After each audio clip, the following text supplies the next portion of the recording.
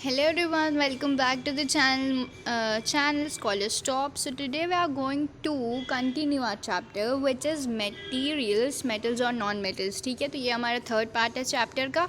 और अगर अभी तक चैनल को सब्सक्राइब नहीं किया है तो जल्दी से कर दीजिए, जिससे आप आगे के वीडियोस बिना किसी रुकावट के देख सके.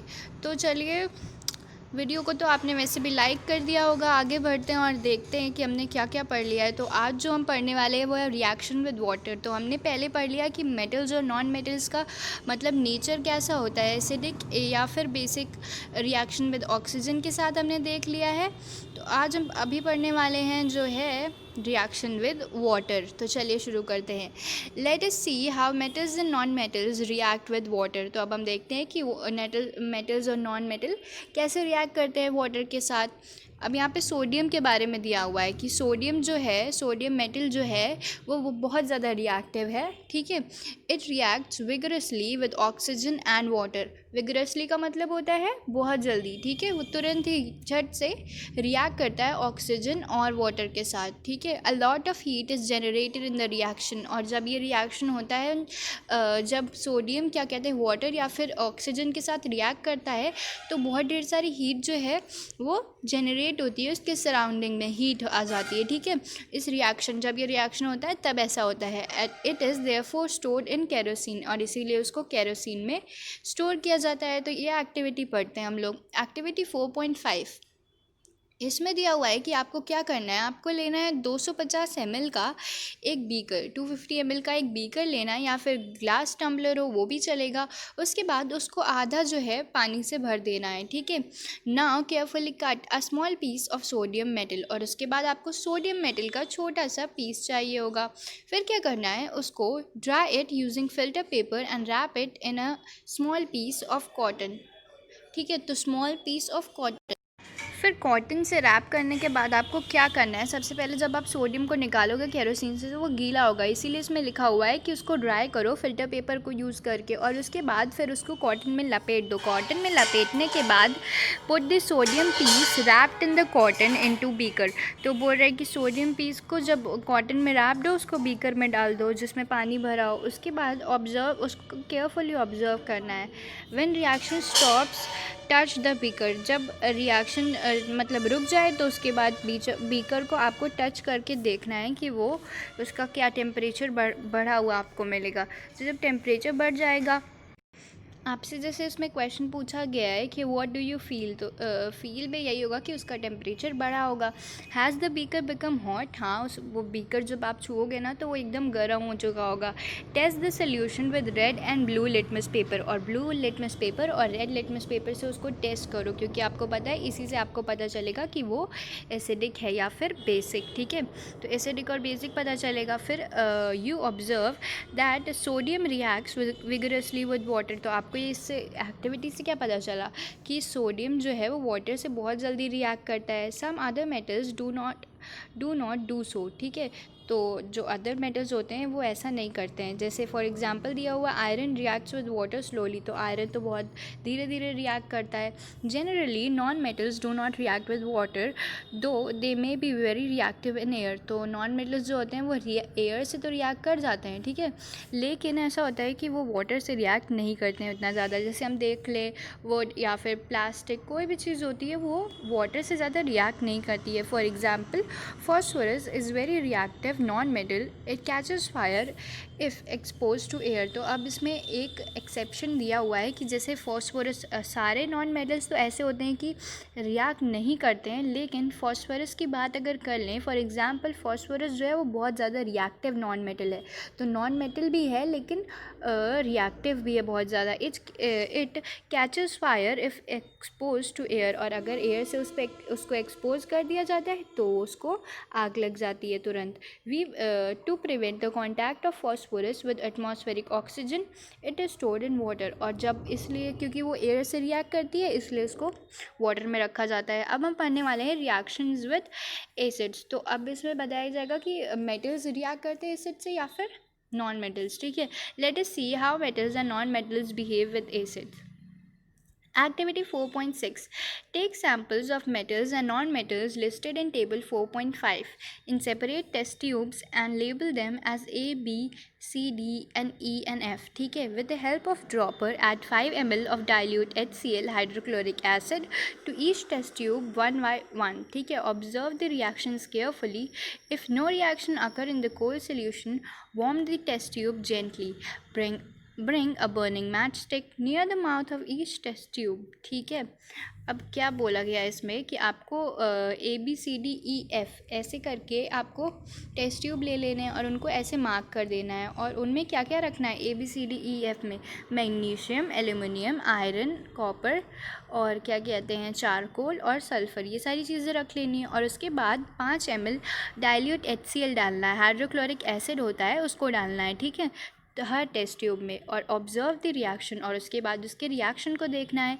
If no reaction occurs in the cold solution, और कभी कभी ऐसा भी हो सकता है कि सोल्यूशन ठंडा होने के कारण उसमें रिएक्शन ना हो, इसलिए वार्म द टेस्ट ट्यूब को वार्म कर लो धीरे से. Bring a burning match stick near the mouth of each test tube, और उसके बाद बर्निंग मैच स्टिक को हर टेस्ट ट्यूब के मतलब जहाँ से उसका ओपनिंग होती है वहाँ पे लेके आओ. Repeat the same activity using dilute sulfuric acid instead of dilute HCl. Record your observation in table 4.5. तो HCl के साथ भी करना है और डाइल्यूट सल्फ्यूरिक एसिड के साथ भी करना है यहाँ. तो इस एक्टिविटी में हम लोगों को ये करना है कि ABCDEF को पहले हम लोगों को टेस्ट करना है एसिड्स के साथ. तो पहला एसिड जो जिससे हमको टेस्ट करना है वो है हाइड्रोक्लोरिक एसिड HCl, और जो दूसरा है वो है डाइल्यूट सल्फ्यूरिक एसिड. तो हाइड्रोक्लोरिक एसिड के साथ हमने यूज़ करके देख लिया है. अब हमने करना है किसके साथ करना है डाइल्यूट सल्फ्यूरिक एसिड के साथ. दोनों के साथ जब हम टेस्ट कर लेंगे तो हम लोगों का ऑब्जर्वेशन जो है हम लोगों को किस में रिकॉर्ड करना है 4.5 में. 4.5 में जब हम रिकॉर्ड करेंगे ना तो हम लोग ये देखेंगे कि जो मेटल्स हैं, ठीक है, इसमें से जो भी चीज़ें मेटल हैं वो बर्न करती हैं. जब हम उनके जैसे यहाँ पे लिखा हुआ है कि बर्निंग मैच स्टिक को उसके जहाँ पे ओपनिंग है उसके पास लेके आना है. तो जब ओपनिंग के पास हम बर्निंग मैच स्टिक को ले जाएंगे ना तो क्या होगा कि उसमें से एक पॉप साउंड आएगी. पॉप साउंड, ठीक है. जो भी मेटल्स हैं उनसे ऐसा होगा, नॉन मेटल्स के साथ ऐसा नहीं होगा. ठीक है. मेटल्स के साथ क्या होगा, पॉप साउंड आएगी. और वो जब जैसे ही उसमें जब हम बर्निंग मैच स्टिक को उसके ओपनिंग के पास ले जाएंगे तो पॉप साउंड जब आएगी तो उससे हमें क्या पता चलेगा कि वो मेटल्स जो है वो एसिड्स के साथ रिएक्ट करते हैं और नॉन मेटल नहीं करते हैं. तो ये चीज़ यहाँ पर लिखा हुआ है कि is there a difference in the way metals and non metals react with acids. तो बोल रहे हैं कि इसमें क्या डिफरेंस है. डिफरेंस ये है कि what could be the pop sound in some cases be due to when burning match stick is brought near the mouth of the test tube. तो बोल रहे हैं कि जो पॉप साउंड आती है वो क्या चीज़ है. You must have found that non metals generally do not react with acids. तो अब हमने इस एक्टिविटी से क्या फाइंड कर लिया कि एसिड्स जो हैं वो नॉन मेटल्स के साथ रिएक्ट नहीं करते हैं. ठीक है. और एसिड्स रिएक्ट करते हैं मेटल्स के साथ, but metals react with acid. ठीक है. मेटल्स जो हैं वो एसिड के साथ रिएक्ट करते हैं. और ये हमको कैसे पता चलता है, जब उसमें से एक पॉप साउंड आती है. ठीक है. क्या लिखा हुआ है कि metals react with acids and produce, कौन सी साउंड प्रोड्यूस करते हैं, पॉप साउंड प्रोड्यूस करते हैं. और वो इसलिए होता है क्योंकि हाइड्रोजन गैस जो है वो लिबरेट होती है. हाइड्रोजन गैस जो है उसमें से बाहर निकलती है.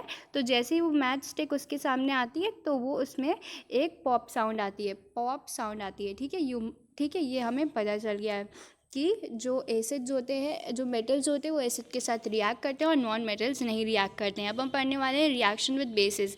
रिएक्शन विद बेसिस में हम देखेंगे कि मेटल्स मतलब बेस के साथ रिएक्ट करते हैं या फिर नॉन मेटल्स रिएक्ट करते हैं. ठीक है.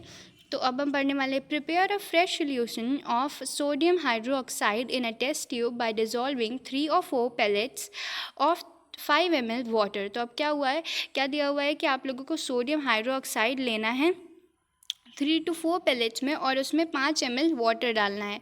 Drop a piece of aluminium foil into it, और उसके बाद उसमें एल्यूमिनियम फॉइल को डाल देना है. Bring a burning match stick near the mouth of the test tube और ऑब्जर्व केयरफुली. ठीक है. तो हमें क्या करना है कि बर्निंग मैच स्टिक को जब हम उसके सामने लेके आएंगे तब हमें उससे फिर से ऑब्जर्व करना है. What does the pop sound indicate. As before, the pop sound indicates the presence of hydrogen. Metal reacts with sodium hydroxide to produce hydrogen gas. The reaction of non-metal with bases are complex. ठीक है, तो यहाँ पर आपको सिर्फ दिखाया हुआ है, क्योंकि आप छोटे क्लास में हो तो आपको दिखाया हुआ कि बेसिस जो है वो क्या कहते हैं, सॉरी, मेटल्स जो हैं वो बेसिस के साथ भी रिएक्ट करते हैं, और नॉन मेटल्स का जो रिएक्शन है वो कॉम्प्लेक्स है, इसलिए आपको इसके बारे में ज़्यादा कुछ बताया नहीं हुआ है। तो बोला है कि जैसे पिछले रिएक्शन में जो हमने पहले एक्टिविटी करी थी, उस रिएक्शन में क्या हुआ था कि मेटल्स जो थे वो नॉन मेटल्स सॉरी एसिड्स के साथ रिएक्ट करते थे, और कैसी साउंड निकलती थी उसमें से, पॉप साउंड निकलती थी। ठीक है, तो ठीक वही चीज़ यहाँ पर भी हो रही है। जो मेटल है यहाँ पर हमारा एल्युमिनियम जो है वो रिएक्ट कर रहा है सोडियम हाइड्रोक्साइड के साथ, और क्या प्रोड्यूस कर रहा है, हाइड्रोजन गैस। उसी तरह हाइड्रोजन गैस फिर से लिबरेट हो रही है, बाहर जा रही है, और जब वो मैच स्टिक से मिलती है तो कौन सी साउंड प्रोड्यूस होता है, पॉप साउंड। और इससे हमें क्या पता चलता है, मतलब कभी भी आपको बड़ी क्लास में भी आप पढ़ोगे कि अगर पॉप साउंड आ रही है तो इसका मतलब वो हाइड्रोजन गैस लिबरेट हुई है। ठीक है, और नॉन मेटल्स के थोड़ा ज़्यादा कॉम्प्लेक्स है, इसलिए उसको आपको बताया नहीं गया है। अब हम पढ़ने वाले हैं displacement reaction. Recall the activity of reaction between copper sulfate and iron that you performed in class 7th. Let us observe some more reaction. तो अब हमें इसमें डिस्प्लेसमेंट रिएक्शन देखने वाले हैं, जहाँ पर एक मेटल जो होता है वो हायर रिएक्टिविटी के मेटल को हटा देता है। ठीक है, तो यही पढ़ने वाले हैं एक्टिविटी 4.8 में। Take 500 ml beakers and label them A, B, C, D and E. तो 5 ml के बीकर लेने हैं आपको, सॉरी 5 बीकर्स लेने हैं 100 ml के। ठीक है, take about 50 ml of water, और सब में 50 ml ऑफ वाटर ले लेना है ईच बीकर में। Dissolve in each beaker a tea spoon full of each substance as indicated in 4.6। तो अब देखिए 4.6 कहाँ पे है, ये रहा 4.6। अब आपको दिखाया हुआ है कि यहाँ पर आपको क्या करना है कि 50 ml आपको वाटर लेना है, और क्या करना है कि उसमें टीस्पून ऑफ सब्सटेंस, जो सब्सटेंस नीचे दिए हुए हैं वो उनको डालना है। Keep the beakers undisturbed for some time and record your observations. ठीक है, तो आपको ABCDE आपने ले लिया है, तो उसके बाद आपको क्या लेने को कहा हुआ है, आपको लेने को कहा हुआ है कि CuSO4 प्लस Zn लेना है। यहाँ पर आपको रिएक्शन पहले दिखा देते हैं, CuSO4 प्लस Zn, हाँ तो यही लेना है। मैं देख रही थी कुछ गलत तो नहीं। ठीक है, CuSO4 और Zn को जब आप लेंगे तो उसमें एक रिएक्शन होगा। तो आपको डिस्प्लेसमेंट रिएक्शन के बारे में थोड़ा सा बता देते हैं कि होता क्या है। इसमें क्या होता है कि जैसे कि ए एक हायर रिएक्टिविटी का मेटल है, मतलब वो ज़्यादा रिएक्ट करता है, और C जो है वो कम रिएक्ट करता है। ठीक है, और यहाँ पर B भी है। ठीक है, तो A ज़्यादा रिएक्ट करता है, ठीक है, मतलब A बड़ा है और C छोटा है। ठीक है, तो A के साथ यहाँ पर 3 है, ए के साथ यहाँ पर 3 है, और सी के साथ यहाँ पर 1 है। ठीक है, तो जब ए सी के साथ रिएक्ट करेगा, ठीक है, ए जब मतलब अगर जैसे यहाँ पे दिया हुआ है ए छोड़, ए में कुछ है ही नहीं है। ठीक है, ए में कुछ नहीं है, ए में कुछ नहीं है, और सी में 1 है। ठीक है, तो ए प्लस C1 जब हम लिखेंगे तो क्या होगा, ए बड़ा है तो उसकी मर्जी चलेगी ना, तो फिर वो क्या कहेगा, वो कहेगा कि तुम मुझे अपना 1 दो। तो जब ए सी का 1 ले लेगा तो हो जाएगा A1 प्लस C। तो ये एक छोटा सा मेथड है जिससे मैंने आपको बताया है। ठीक है, फिर से अगर समझना चाहे तो फिर से समझ लेते हैं कि जैसे अगर A के पास 2 है और हमारे D के पास है छोड़, A के पास कुछ नहीं, अभी छोटे क्लास में हो, D के पास है 3। ठीक है, तो A प्लस D3 क्या बन जाएगा, A3 प्लस D बन जाएगा। ये हमारा जो है इक्वेशन बनेगी। तो यहाँ पर अब आपको क्या दिया हुआ है, आपको दिया हुआ है कि यहाँ पर है CuSO4, जैसे हमने बताया आपको वैसे ही करना है। CuSO4 प्लस Zn है, अगर हम Zn को A ले लें और इसको मान लें C। ठीक है, A, ठीक है, तो C के साथ हम इसको SO4 को हम क्या ले रहे हैं, 2 लिए ले रहे हैं। ठीक है, तो अब क्या A प्लस C2 क्या हो जाएगा, A2 प्लस C। ठीक है, इस तरीके से आप समझोगे तो आपको समझ आएगा कि क्या हो जाएगा, A प्लस C2, मतलब A प्लस C2 हो जाएगा A2 प्लस C। तो A2 क्या हो जाएगा, Zn plus SO4, Zn SO4 plus Cu हो जाएगा। ठीक है, तो इसी तरह से आप डिस्प्लेसमेंट रिएक्शन को समझ सकते हो। एक बार फिर से समझो अगर नहीं समझ आया है, कि अगर ए हायर रिएक्टिविटी है तो वो अगर किंग है तो उसकी मर्जी चलेगी ना, क्योंकि वो बड़ा है। अगर बड़ा है तो जो वो कहेगा वो वही चलेगा, ठीक है। तो अगर ए ई से कहता है कि तुम मुझे अपना ये ए और ई के बीच में जब रिएक्शन होगा तो ई को अपना 2 देना पड़ेगा, क्योंकि ई छोटा है, ठीक है। तो यहाँ पर जब रिएक्शन होगा, ठीक है, यहाँ पर जब रिएक्शन होगा तो यहाँ पर भी यही होगा कि ए जो हमारा Zn है वो बड़ा है, और Cu Zn जो है रिएक्टिविटी सीरीज़ में ऊपर आता है, ठीक है। जैसे रिएक्टिविटी सीरीज़ हमने दी हुई है तो Zn ऊपर आ रहा है और Cu कहीं पे नीचे आ रहा है। तो Cu के पास जब SO4 है तो Cu को अपना SO4 देना पड़ेगा। तो Zn प्लस CuSO4 क्या बनाएगा Zn SO4 प्लस Cu, ठीक है। समझ गए होंगे आप। यहाँ पे देखिए रिएक्शन भी दिया हुआ है कि Cu प्लस Zn क्या होगा, ZnSO4 प्लस Cu। और यहाँ पर क्या होगा, Cu जो होता है वो ब्लू कलर का होता है, और जब Zn के साथ रिएक्ट करेगा तो ZnSO4 कलरलेस होता है और बाद में वो रेड कलर का बन जाता है। तो यहाँ पर आप देख सकते हैं, ये देखें ऐसे ही आपको रिएक्शन दिया हुआ है। पहला रिएक्शन आप समझ गए होंगे। अब दूसरा रिएक्शन करते हैं CuSO4 प्लस Fe। अब देखिए यहाँ पर भी यही होगा, क्योंकि Fe जो है वो बड़ा है। जब रिएक्टिविटी आप सीरीज़ पढ़ोगे तो आपको अच्छे से समझ में आएगा। तो फिर Cu और Fe ऊपर होता है और Cu कहीं पे नीचे होता है, ठीक है। तो Cu के पास अब उसी तरह देखते हैं, जैसे A Fe है और Cu है B, तो B के पास 1 है तो क्या होगा, A प्लस B1 क्या बन जाएगा, A1 प्लस B। इस तरह से आपको समझना पड़ेगा, तभी आप ये इक्वेशन बना पाओगे। तो इसमें क्या दिया हुआ है, CuSO4 प्लस Fe क्या हो जाएगा, FeSO4 प्लस Cu, ठीक है। तो यहाँ पर जब C, D और E में कोई रिएक्शन क्यों नहीं हो रहा है, यहाँ पर आपको समझना होगा कि इन दोनों में ही रिएक्शन हो रहा है और इन तीनों में क्यों नहीं हो रहा है। ऐसा इसलिए है क्योंकि देखो, अब ऐसा इसलिए क्यों है, क्योंकि Cu, अब देखो Zn और Cu के बीच में जब रिएक्शन होगा तो Zn के पास मतलब A1 है, और देखो A1 क्या हम ले लेते हैं, Zn को ले लेते हैं, और B को ले लेते हैं Cu।